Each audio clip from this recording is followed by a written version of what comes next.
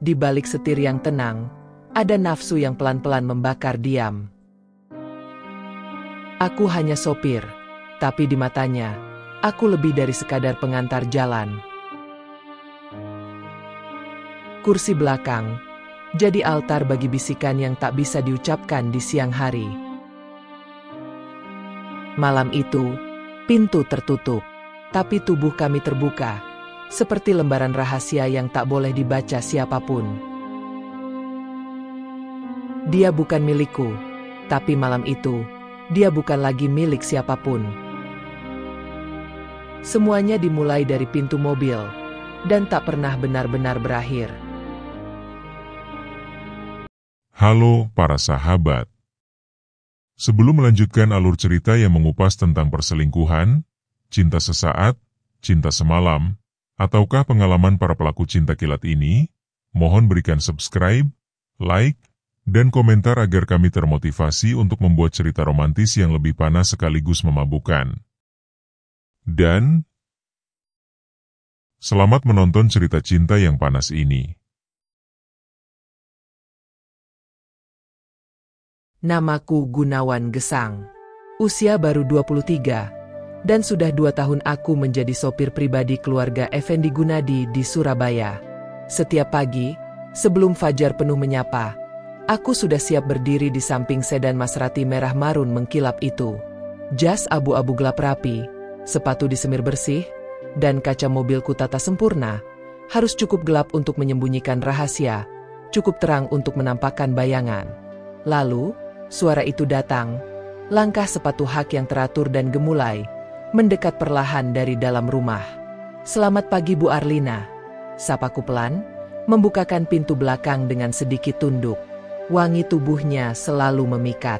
Bukan parfum mewah yang menusuk, melainkan aroma tenang dari wanita yang tahu persis siapa dirinya. "Pagi Gan," balasnya dengan suara serak lembut yang entah mengapa, sejak beberapa bulan terakhir, mulai terasa berbeda. Ada kelelahan, ada kehampaan, dan kadang, ada getar tak biasa. Setiap hari aku mengantar Bu Arlina ke salon, butik, atau pertemuan sosial yang kadang lebih mirip pelarian. Pak Bambang, suaminya, makin jarang di rumah. Konon sibuk mengurus proyek properti di luar kota. Tapi gosip dari Mbak Rini, art rumah itu, berkata lain. Katanya, Pak Bambang punya perempuan lain, muda, seperti aku. Aku tak pernah komentar. Tugas sopir adalah diam. Tapi mataku merekam segalanya, dan hatiku mulai goyah. Suatu pagi, Bu Arlina meminta diantar tanpa tujuan jelas. "Jalan-jalan saja Gan. Keluar kota sebentar, ke arah Pandaan mungkin," katanya dari kursi belakang, matanya menatap kosong keluar jendela. Di sepanjang tol, angin menggoyang rambutnya yang tergerai. Aku sesekali mencuri pandang dari kaca spion. Dia tampak rapuh, jauh dari kesan anggun seorang nyonya rumah elit di Pakuwon City. Dan entah bagaimana itu, justru membuatnya semakin memikat. "Gan," katanya tiba-tiba, pelan. "Kamu pernah jatuh cinta pada orang yang tak boleh kamu cintai?" Pertanyaannya membuatku gugup, tapi ku jawab dengan jujur. "Mungkin, tapi saya lebih sering hanya bisa mengagumi dari jauh Bu." Dia tertawa lirih. "Kamu tahu rasanya seperti dikurung di balik kaca? Orang memandangmu, memuji penampilanmu, tapi tak ada yang tahu kalau hatimu retak." Mobil tetap melaju, tapi di dalam, suasana berubah. Bukan lagi nyonya dan sopir. Ada sesuatu yang lain. Sebuah jembatan tak kasat mata yang mulai terbentuk di antara kami. Hari itu langit Surabaya menggantung kelabu sejak pagi. Awan menggumpal seperti perasaan di dada Bu Arlina, yang akhir-akhir ini makin mudah kuselami, seolah setiap perjalanan adalah undangan diam-diam, untuk mengenalnya lebih dalam. "Gan ke Tunjungan Plaza ya," ucapnya saat masuk mobil dengan gaun coklat lembut dan syal tipis yang dililit manis di leher. "Siap Bu," jawabku sambil menatapnya melalui kaca spion tengah. Senyum kecilnya hadir, tapi tak sepenuhnya bertahan.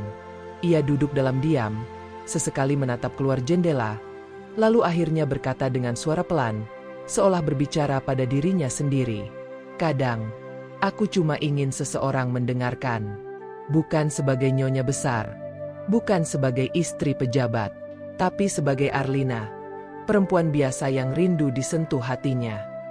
Aku tak menyahut, hanya mengeratkan genggaman pada setir. Kata-katanya menghunjam, terutama karena aku tahu, tidak ada yang benar-benar menyentuhnya, setidaknya tidak lagi. Dulu, aku sering bermimpi tentang cinta. Cinta yang tidak datang dari kewajiban, tapi dari ketulusan. Ia melanjutkan. Tapi sekarang, bahkan untuk merasa diinginkan pun rasanya seperti mimpi mahal. Setibanya di mal, aku membukakan pintu. Ia turun dengan langkah ringan, mencoba tersenyum padaku seperti biasa. Tapi aku tahu, itu senyum yang sedang menyembunyikan luka. Ia berbelanja sebentar, membeli 2 pasang sepatu, selembar gaun, dan 1 kotak kecil parfum. Bukan untuk dirinya, katanya, tapi untuk menyenangkan mata yang tak lagi memperhatikannya. Saat kami keluar, hujan sudah turun deras. Aku berlari lebih dulu membuka payung, namun angin kuat membuat Bu Arlina sedikit basah. Gaunnya melekat, rambutnya mulai basah. Wajahnya tetap anggun, tapi sorot matanya berubah, seperti ada bara kecil yang menyala dalam rembesan hujan itu. Kami masuk mobil dalam diam. Aku menyalakan penghangat. Tangannya menggigil saat menyeka air dari pipi dan lehernya. Mobil bergerak pelan ke tempat parkir bawah tanah. Dan saat aku hendak memutar, ia menahan. Di sini saja dulu, Gan. Aku mau duduk sebentar. Aku berhenti. Lalu, tanpa berkata, ia membuka tirai gelap jendela belakang dan menatap ke arahku. Gunawan, katanya, lirih. Kalau kamu memelukku sekarang, kamu akan menyesal. Aku menoleh perlahan. Tubuhnya gemetar bukan karena dingin, melainkan akibat perasaan yang tertahan terlalu lama. Aku membuka jaket dan meraih tangannya. Ia merapatkan tubuhnya ke arahku, dan saat wajah kami hanya berjarak jari, embun mulai membungkus kaca-kaca jendela. Tak ada yang kasar, tak ada yang terburu. Di dalam kabin mobil mewah itu, kami mengurai batas-batas dengan napas dan desir sentuhan. Jemarinya menyusuri rahangku, dan jemariku menyusuri luka sunyi yang ia simpan di balik kulit, yang halus dan harum. Kami bukan lagi sopir dan nyonya rumah. Kami adalah 2 manusia yang saling menemukan di tengah kehampaan. Di kursi belakang mobil, gairah yang tertahan tumpah dalam diam. Hanya hujan yang menjadi saksi ketika dunia di luar menghilang dari benak kami. Setelah semuanya mereda, dan tubuh kami terdiam dalam pelukan yang menggigilkan hati, Bu Arlina menyentuh tanganku dan berkata, "Antarkan aku ke Hotel Elmi, Gan. Aku ingin lebih dari sekadar singgah." Aku tak bertanya, hanya mengangguk, menyalakan mesin, dan membawa mobil melaju perlahan ke arah Jalan Panglima Sudirman.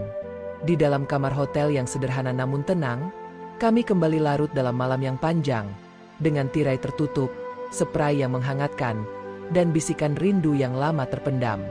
Di kamar itu, ia bukan istri dari siapa-siapa, dan aku bukan hanya sopir. Kami adalah 2 orang yang mencoba merajut kembali makna dari dicintai dan mencintai. Pagi setelah malam itu tak lagi sama. Saat aku menjemputnya kembali dari Hotel Elmi keesokan harinya, Bu Arlina sudah berdiri di lobi, dengan setelan hitam elegan dan kacamata besar yang menutupi hampir separuh wajah. Tapi aku tahu betul, di balik kacamata itu, sepasang mata menyimpan sisa dari malam yang hangat, sekaligus haru yang tak bisa dilukiskan. "Selamat pagi, Bu," kataku pelan sambil membukakan pintu. Ia masuk tanpa banyak suara, hanya menaruh tangan sebentar di pundakku. Gestur kecil, tapi cukup untuk membuat jantungku berpacu. Di dalam kabin mobil, kami diam cukup lama. Jalanan pagi Surabaya padat seperti biasa, tapi di antara jeda kemacetan dan bunyi klakson, ia berkata lirih, "Gan, kamu tidur nyenyak semalam." Aku menoleh sesaat dan tersenyum kecil. Tidak sepenuhnya. Mungkin terlalu banyak yang kupikirkan. Ia menghela napas. Aku juga. Tapi itu bukan karena menyesal. Ia menunduk, mengusap pelan jemarinya yang runcing. Aku hanya takut apa yang terjadi semalam akan mengubah segalanya. Aku melirik ke arah spion. Bu. Yang berubah hanyalah bagaimana kita melihat satu sama lain. Tapi perasaannya, kurasa sudah ada jauh sebelum malam itu. Ia menatapku dalam-dalam. Tak membantah. Tak menyangkal. Hari-hari setelah malam itu, menjadi seperti helai-helai rahasia yang dijalin pelan. Kami tak selalu bicara banyak. Tapi setiap tawa kecil, setiap lirikan mata, dan setiap sentuhan singkat saat aku membantunya masuk ke mobil, semuanya mengandung makna yang dulu tak pernah ada.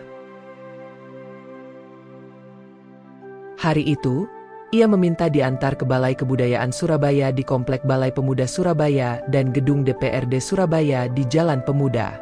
Ia mengatakan ingin melihat pameran lukisan.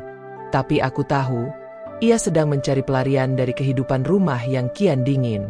Pak Bambang, suaminya, makin jarang pulang. Bahkan saat pulang, aroma asing menempel di bajunya, aroma tubuh perempuan lain. Di galeri, ia memandangi lukisan bunga yang hampir layu dengan sorot mata kosong. Gan bunga ini seperti aku. Pernah mekar. Pernah dipuja. Tapi kini tinggal tangkai dan sisa warna. Aku mendekat perlahan. Tapi bunga yang layu bukan berarti mati, Bu. Kadang ia hanya menunggu waktu untuk mekar kembali, di tempat yang lebih hangat. Ia tersenyum. Kali ini lebih tulus. Kamu selalu tahu kata yang pas. Saat kami hendak kembali ke mobil, hujan kembali turun. Seperti malam itu. Tapi kali ini, ia tidak buru-buru membuka payung. Ia berdiri di bawah gerimis, membiarkan rambut dan bajunya basah. Aku menyusul, dan dalam diam, tangan kami bertemu. Tak ada pelukan, tak ada ciuman, hanya genggaman yang erat. Sebuah janji diam-diam, bahwa kami masih tersesat di antara yang seharusnya, dan yang diinginkan. Beberapa hari kemudian, ia berkata, aku ingin tempat yang tidak ramai. Bukan hotel besar. Bukan mobil. Kami memilih sebuah hotel butik kecil di daerah Nginden. Lokasinya tenang, tersembunyi, dan jauh dari radar siapapun. Kamar 303 menjadi ruang rahasia kami. Tak perlu mewah. Cukup dengan sprei bersih, lampu redup, dan tirai yang rapat. Di kamar itu, ia berubah. Bukan lagi sosok istri pejabat yang menjaga penampilan. Ia menjadi perempuan yang haus akan kelembutan.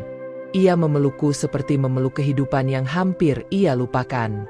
Dan aku, mencintainya seperti mencintai hujan pertama, setelah musim kemarau panjang.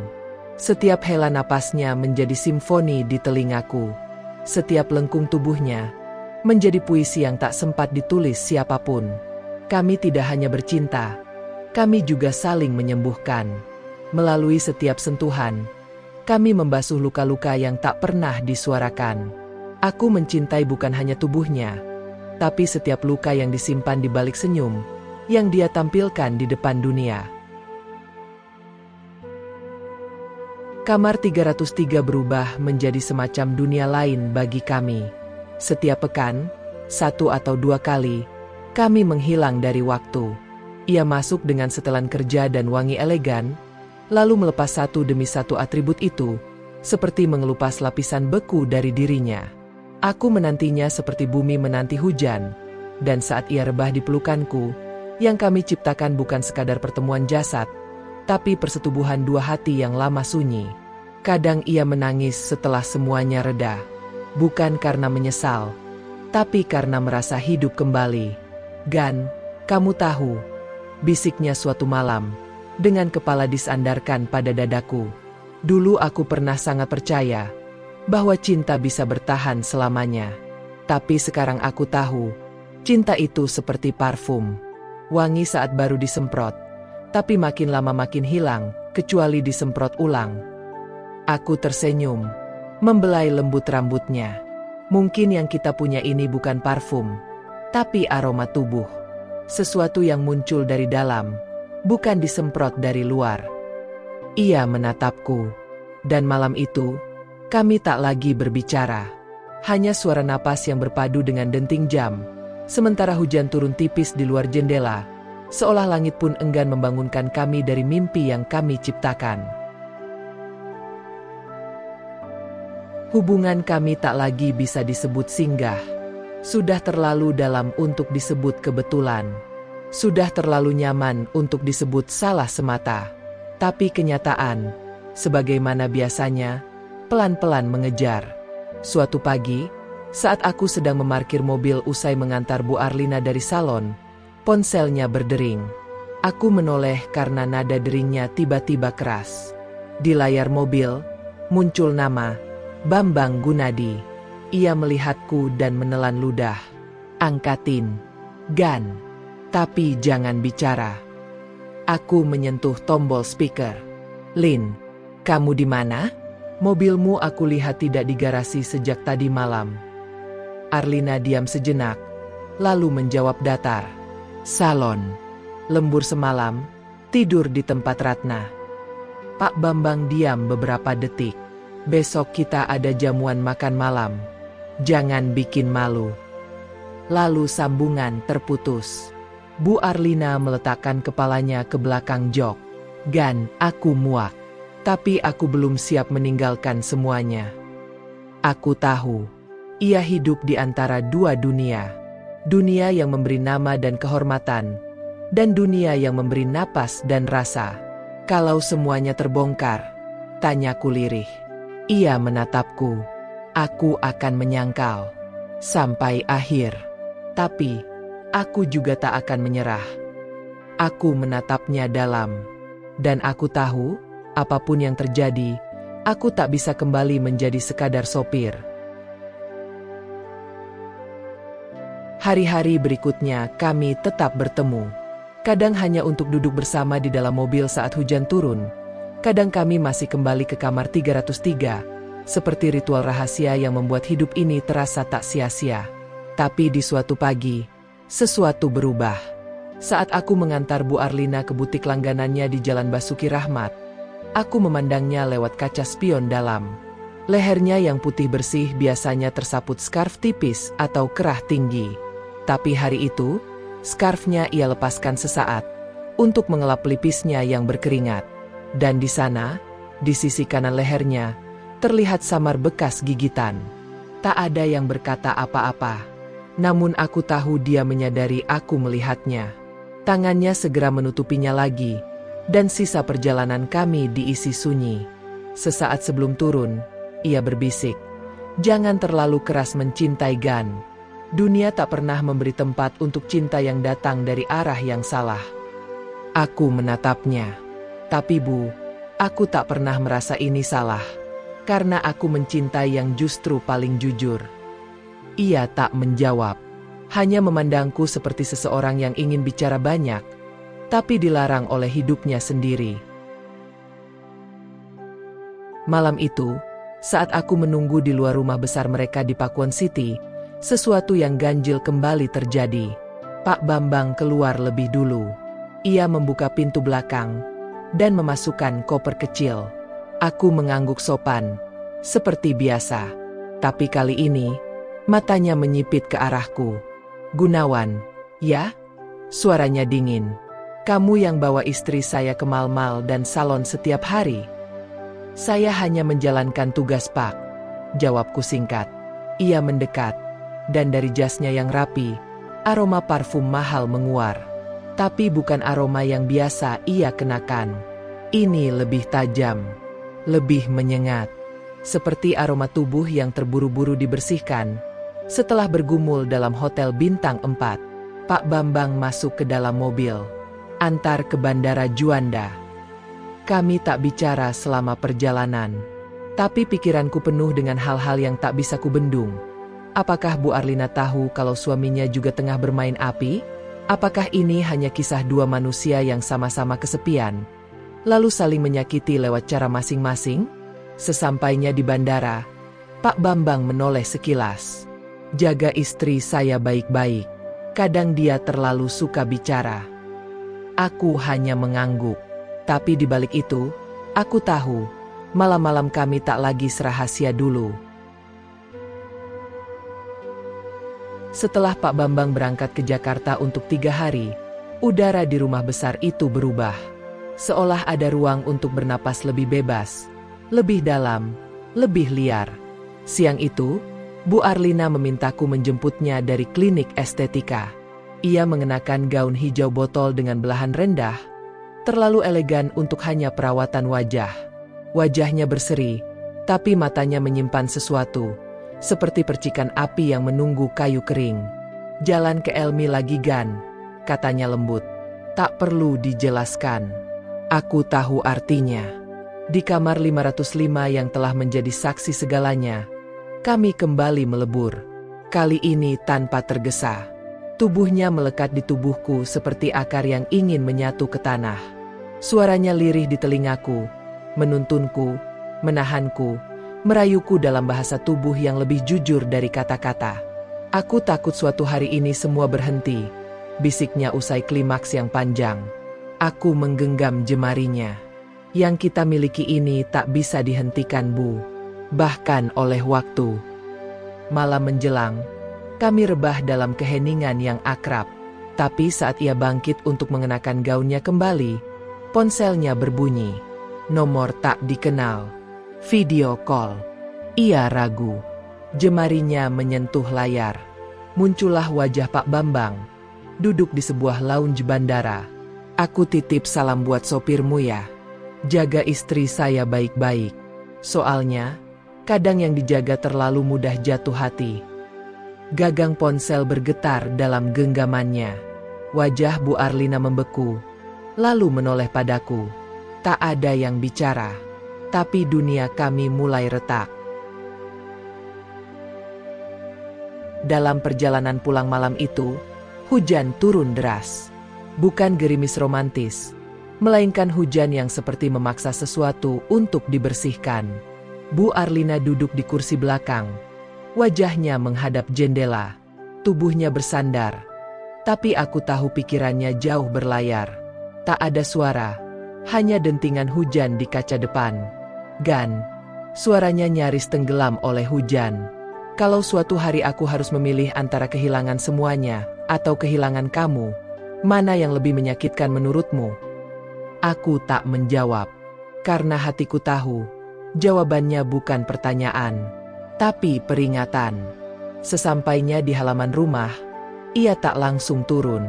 Aku mematikan mesin mobil dan menoleh ke belakang. Ia menatapku. Mata yang dulu penuh api kini redup. Kalau besok kamu tak melihatku lagi, jangan mencariku. Tapi ingat, kamu pernah jadi satu-satunya alasan aku merasa hidup. Ia turun perlahan, tak membawa tas, tak menutup pintu mobil dengan suara keras. Langkahnya tenang, tapi aku tahu, sesuatu telah pecah malam itu, dan mungkin tak bisa dipulihkan. Keesokan harinya, rumah besar itu sunyi. Tak ada panggilan dari Bu Arlina, tak ada pesan singkat, tak ada isyarat. Aku tetap datang seperti biasa, berdiri di samping mobil sambil menunggu perintah yang tak kunjung datang. Pak Bambang sudah kembali, terlihat dari sedan hitam miliknya yang terparkir. Sekitar pukul 10 pagi, seorang asisten rumah tangga menghampiriku, menyerahkan amplop putih yang dilipat rapi. Untuk Gunawan, tulisannya dengan tinta biru. Tanganku bergetar saat membukanya. Gan, kadang cinta tak bisa tinggal. Bukan karena tak cukup dalam, tapi karena dindingnya terlalu tebal. Aku memilih diam. Bukan karena menyerah, tapi karena bertahan membuatku perlahan mati. Apa yang kita punya, tidak salah. Tapi tak semua hal benar bisa dimiliki. Maaf, Gan. Jangan cari aku. Aku duduk kembali ke jok depan. Dunia di sekelilingku seperti runtuh perlahan. Tapi di dalam dadaku, sesuatu tetap hangat. Ia tak memintaku membenci. Ia hanya memintaku mengingat. Dan aku tahu, aku akan mengingatnya selamanya. Hari-hari berlalu. Maserati merah marun itu tetap kupoles setiap pagi. Setiap malam kupandangi kaca spion tengah, berharap bayangan wajahnya muncul walau sekejap. Tapi kosong. Aku dengar dari bisik-bisik Art, Bu Arlina memilih tinggal di apartemen di daerah Kertajaya Indah. Alasan resmi, ingin tenang, ingin waktu untuk diri sendiri. Pak Bambang, ia tetap tampil sebagai kepala keluarga yang dihormati. Tapi senyumnya kini lebih dingin. Kadang aku menangkap tatapannya padaku yang tak lagi percaya. Mungkin ia tahu, atau setidaknya merasa. Namun tak ada satupun kata dilontarkan. Seperti perjanjian diam antara dua lelaki yang sama-sama tahu, tapi memilih membungkus segalanya dalam gengsi. Hingga suatu malam, saat aku sedang memarkir mobil sendirian, bayangan itu kembali hadir. Wangi parfumnya yang lembut, tawa kecilnya saat menggodaku, bisikan hati-hati sebelum turun dari mobil, dan desahan napasnya serta erangannya yang pecah di bahuku, saat dunia hanya milik kami berdua. Malam itu, aku menangis. Bukan karena ditinggal, tapi karena untuk pertama kalinya dalam hidupku, aku mencintai seseorang tanpa bisa mengantarnya pulang. 3 bulan berlalu. Hidup kembali pada jalurnya yang lurus, tapi sunyi.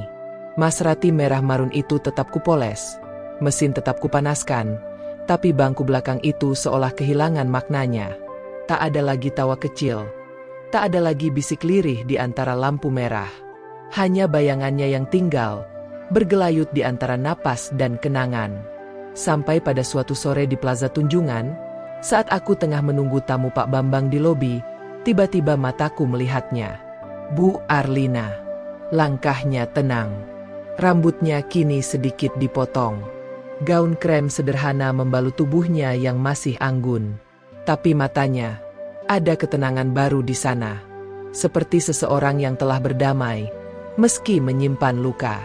Ia juga melihatku. Beberapa detik kami saling pandang, tanpa kata. Lalu ia melangkah mendekat, pelan, lalu berdiri di sisi jendela mobil, di mana dulu ia biasa duduk. Gan, suaranya lembut, seperti nada lama yang masih kuhafal. Aku membukakan pintu mobil. Refleks, ia tersenyum kecil, tapi tak masuk. Aku sudah tak lagi jadi milik siapa-siapa. Tapi bukan berarti aku bebas untuk kembali. Aku mengangguk. Ada getir yang manis dalam kalimatnya. Dan anehnya, aku tak ingin memintanya tinggal. Maukah kamu menemaniku berjalan? Tanyanya. Bukan dengan mobil, tapi dengan langkah yang perlahan saja. Kami berjalan di koridor mall, berdua, tanpa genggaman, tanpa tatapan mencolok. Perilaku kami, seperti dua orang sahabat lama yang sama-sama tahu, cinta itu tak selalu harus dimiliki untuk bisa dirasakan. 1 minggu kemudian, ada sebuah pesan masuk ke ponselku. Pesan singkat itu datang dari Bu Arlina. Isinya singkat. Gan ada waktu? Setelah Isya, kutunggu di Ciwo, tempat biasanya. Pesan itu langsung kubalas. Siap, hadir tepat waktu. Malamnya, kami duduk di Excelso Ciwo, tempat kami membunuh waktu dalam status sopir dan nyonya bos.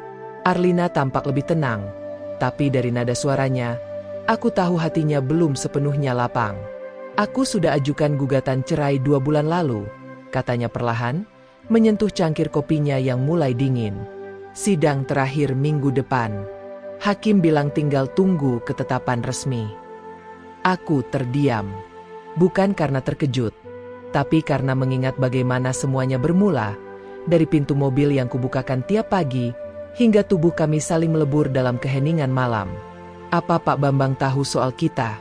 Tanyaku pelan. Arlina mengangguk tipis. Aku tak pernah akui, tapi dia tahu. Mungkin dari tatapan mataku, atau dari cara aku pulang malam dengan senyum yang dulu tak pernah kubawa pulang. Aku menelan ludah. Tak ada kemenangan dalam pengakuan itu, hanya kenyataan pahit yang harus dihadapi. Aku tidak menyesal, lanjutnya. Aku hanya menyesal bertahan terlalu lama dalam pernikahan yang membuatku mati pelan-pelan. Ia menatapku. Mata yang dulu sering berkaca-kaca kini justru jernih dan kuat. Gan, hidup terlalu singkat untuk terus jadi tamu di rumah sendiri. Aku ingin jadi tuan rumah di hati orang yang mencintai aku, tanpa syarat. Aku hanya mampu menggenggam tangannya. Dan di sela hujan sore itu, tanpa pelukan, tanpa janji berlebih, aku tahu, kami sedang memulai hidup baru. Bersama, bukan sebagai pelarian, tapi sebagai pilihan.